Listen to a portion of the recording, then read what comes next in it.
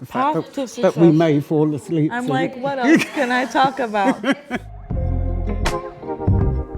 Tell us about your journey, Yeah. because we need to know that really. I grew up in the Bronx and then moved to DC in 2010 to pursue a career in nursing, and very quickly realized that that was not what I wanted to do.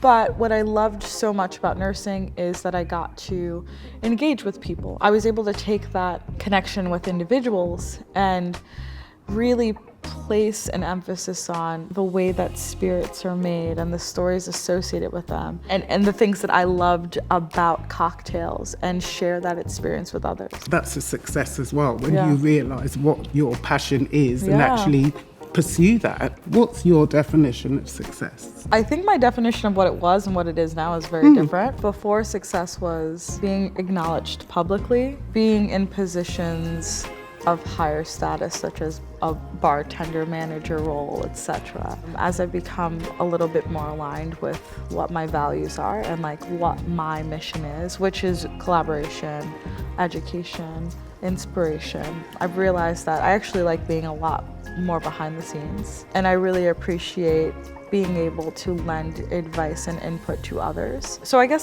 success for me is placing myself in a position where I can be comfortable and who I am as a person, create programs and spaces that allow people to feel safe and empowered, and ultimately continue educating myself to, I guess, navigate this path as a beverage professional, because there's always something to learn. And I was always a leader as a child, for sure. I was always a dreamer. I was someone who always had a dream, and I don't know how I was able to do it. I was always able to make that dream a reality. Other points in your life that you would say that you feel that you've succeeded? I think I am my worst critic.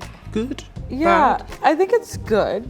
It takes me a really long time to reflect on a moment to understand the lesson. I'm a person who believes there's a lesson in every experience you encounter, even being on a reality television show, right? I think it took an entire year before I was like, I'm very proud of what I did. I'm very proud of my ability to stay grounded and aligned with who I am as a person. My ability to be authentic to who I am, to go into this experience and be in a library studying every single day to showcase the best of my ability. And I don't know if that's necessarily success. It is. But what does success look like for you? It's a hard one, isn't it? Because I think now I feel much more successful because it's a personal thing. Before, it used to be from outside. You were getting your validation from outside. But now I feel successful because I'm doing what I want to do.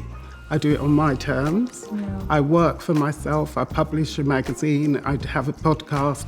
And they're all things that I want to do, and I'm not doing it for anybody else. Yeah. And I'm working with some great people. I get to travel the world. So to me, that's my success. It's never been about money. Yeah. Well, it helps, but it's never going to be all about that. So for me to be able to do what I want to do, making a living out of things that bring me joy, is success, you know. So I think I've just started to get there with that, and it feels good. So thank you for being with me for this Sip Talk. It's been absolutely wonderful, and it's been really lovely to share our experiences. So let's do it again. Yes, I would love that. Thanks for having me.